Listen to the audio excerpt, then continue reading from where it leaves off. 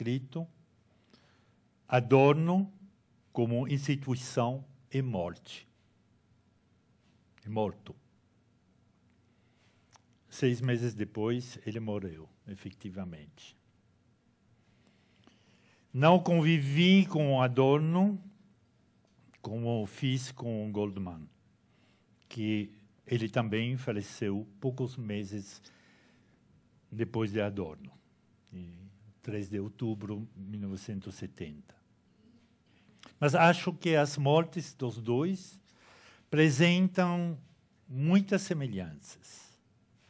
Os dois teóricos humanistas da esquerda alemã e francesa sofreram, durante os anos 68 e 69, uma contestação de tipo revolução maoísta, que eles não chegaram a entender, nem tampouco a orientar.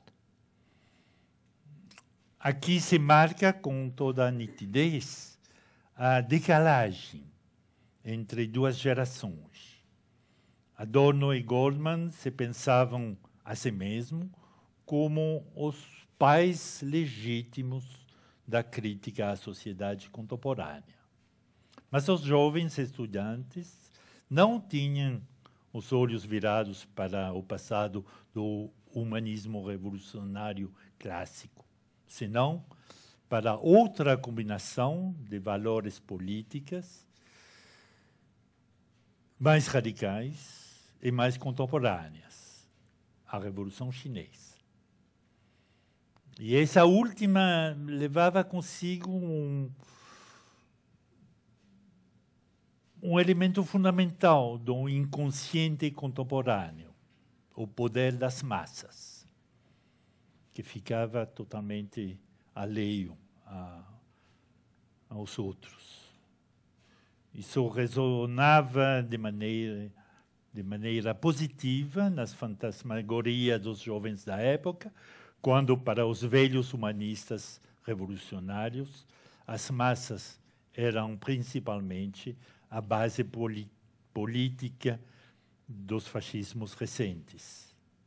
Então, para Adorno e para Goldman, mestres do pensamento crítico, intelectuais que possuíam uma experiência rica e crítica do movimento revolucionário, os símbolos que veiam do Oriente e da Revolução Maoísta não representavam, nem de longe, uma solução para os problemas das nossas sociedades ocidentais. Essa incompreensão ficou, aos meus olhos, determinante também na morte prematura de Goldman, que tinha nada mais que 57 anos quando ele faleceu. Então, estou falando da dimensão afetiva que se manifesta nessas mortes, e é uma manifestação simbolicamente forte, que não poderia ter se desenvolvido sem que também a teoria seja afetada pela situação e pela época. E para ilustrar essa conjunção do afeto e da teoria, eu vou tomar mais uma vez o caso do Lucien Goldman, porque ele me parece esclarecedor de uma maneira que ultrapassa o caso singular dele, uma maneira para entender as transformações que sofrem as mentalidades durante esse período. E não devemos desqualificar um pensador por ter mudado de posição, como todos mudaram, mas sim entender como esse pensamento se desenvolve em relação com o contexto feito de elementos políticos, estéticos e econômicos. Porque o caso de Goldman não é um caso isolado, Barthes também mudou várias vezes de posição teórica, o Foucault também, e vou comentar mais para frente. Eu vou hoje só tomar o caso do Goldman. Entre o livro que já comentei, O Deus Escondido, e o livro que temos lido, o prefácio para uma sociologia do romance, Goldman abandona a teoria e a metodologia desenvolvida no primeiro trabalho para afirmar, nesse prefácio ao segundo livro, que já não é mais possível nem útil buscar o sentido da produção artística na consciência dos grupos sociais, mas que, sim, ela se reduz a ser homóloga das relações econômicas no sistema capitalista. Se trata, do ponto de vista teórico, de uma alteração radical da teoria anterior de Goldman. Em lugar de estabelecer uma relação significativa entre o estado da consciência social e a produção filosófica ou literária, como ele fazia antes, Goldman propõe de substituir essa relação de compreensão, no sentido de Dilthey ou de Max Weber, por uma mera homologia entre o sistema econômico e a forma do romance.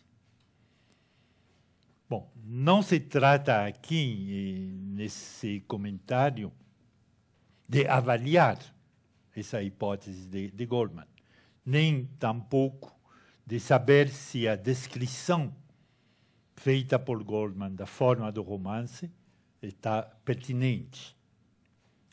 Aqui agora só interessa o fato de Goldman ter abandonado uma teoria que ele mesmo tinha desenvolvido e exemplificado durante décadas. Só está em questão, pois, o abandono de uma teoria explícita em vários livros, entre os quais o mais importante, evidentemente, é O Deus Escondido. Mas por que essa mudança? Por que, na virada dos anos 60, esse abandono espetacular? Essa é a questão que me interessa aqui. A nova teoria proposta por Goldman nesse prefácio para uma sociologia do romance apresenta, em realidade, todas as características das teorias estruturalistas. O objeto, aqui a tradição literária do romance, está reduzido a um esquema muito sem graça, o qual elimina voluntariamente as inúmeras variantes que constituem a polpa do fruto literário chamado romance. O que se chama aqui de romance se encontra reduzido a um esquema único. Eu vou citar Goldman. A forma romanesca parece-nos ser a transposição, aqui é a definição, a transposição para o plano literário da vida cotidiana na sociedade individualista, nascida da produção para o mercado. Fim de cita. A tese é tão geral que apenas Goldman precisa desenvolver o argumento. Ele diz somente isso. Existe uma homologia rigorosa entre a forma literária do romance, tal como acabamos de definir, nas pegadas de Lukács e de Girard, e a relação cotidiana dos homens com os bens em geral, e por extensão dos homens com os outros homens, numa sociedade produtora para o mercado. Fim de cita. A meu espanto aqui, o meu espanto aqui reside na capacidade desse modelo de reduzir o romance toda a história do romance a um esquema tão geral como era o esquema das relações de parentesco elaborado por Lévi-Strauss.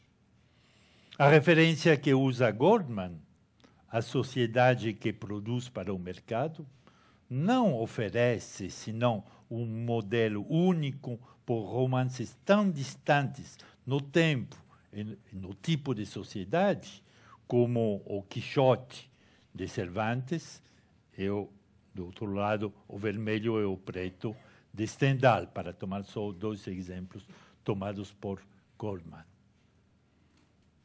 Agora, a questão, mais uma vez, é como isso foi possível.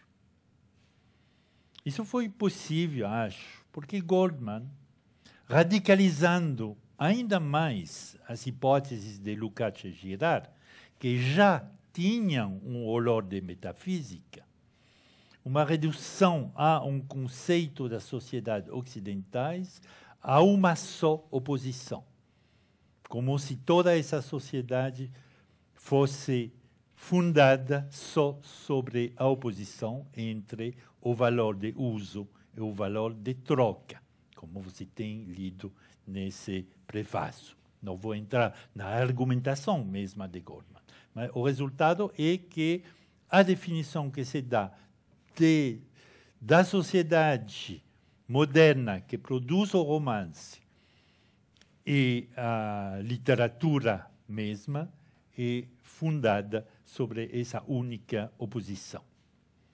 É aqui que reside o golpe estruturalista característico. Eliminar a complexidade que resulta da dialética entre o valor de uso e o valor de troca, porque no transcurso da história tem uma dialética forte entre essas duas, mas ela foi eliminada em proveito só de uma avaliação positiva e, em boa medida,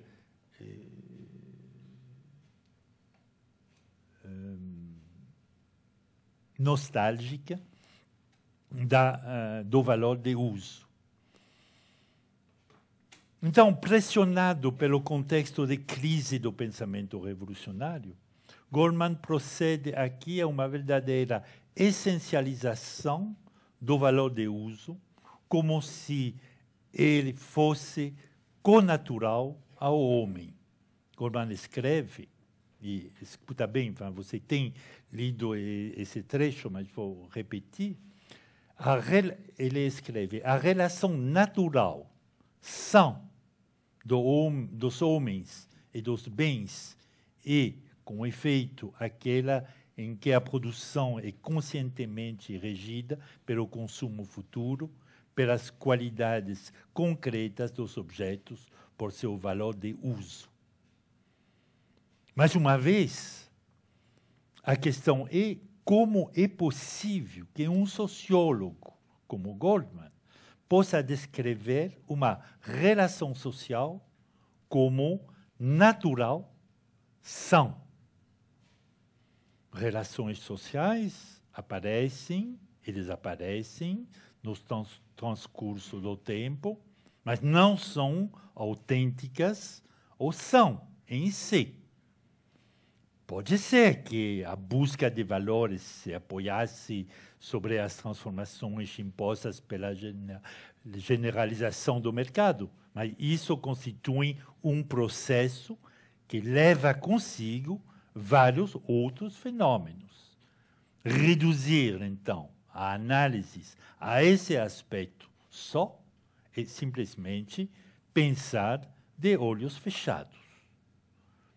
A dicotomia estabelecida entre os dois tipos de valor, uso e troca, a qual constitui um dos fundamentos da crítica marxista e lukácsiana da economia, ofereceu um instrumento crítico aplicável aos comportamentos dos seres socializados, mas não é a única característica dessas sociedades. No entanto, essa dicotomia, aliás, como toda dicotomia, apresenta o risco de dissimular e borrar um fator fundamental, não só para a história econômica, mas também, e talvez particularmente, para a história da forma do romance. E estou aludindo aqui ao pensamento reflexivo. O pensamento reflexivo faz parte da história do romance. O romance está construído como desenvolvimento do pensamento reflexivo do homem sobre ele mesmo. E aqui, para esclarecer esse ponto, para melhor entender como o pensamento reflexivo entra no jogo entre valor de uso e valor de troca, quero citar outro sociólogo da literatura, bem conhecido aqui no Brasil, acho, que é o Henri Lefebvre. É uma longa citação, vou marcar pausas dentro, mas é uma longa citação, mas acho muito esclarecedora. A mercadoria, forma de um conteúdo. O conteúdo da mercadoria são os objetos, os produtos do trabalho, etc. A mercadoria resulta de uma longa elaboração histórica. Então, a mercadoria está ligada, obviamente, ao crescimento e ao reemplaçamento do valor de uso pelo valor de troca. Né? Valor de troca e mercadoria vêm junto. Então, isso resulta de uma longa elaboração histórica, diz Henri Lefebvre. Paulatinamente, com a divisão do trabalho, com a separação entre a cidade e o campo, se estabelecem relações de troca. E, pouco a pouco, por consequente, o valor de troca fica mais importante. Retomando Lefebvre. O pensamento reflexivo, ele também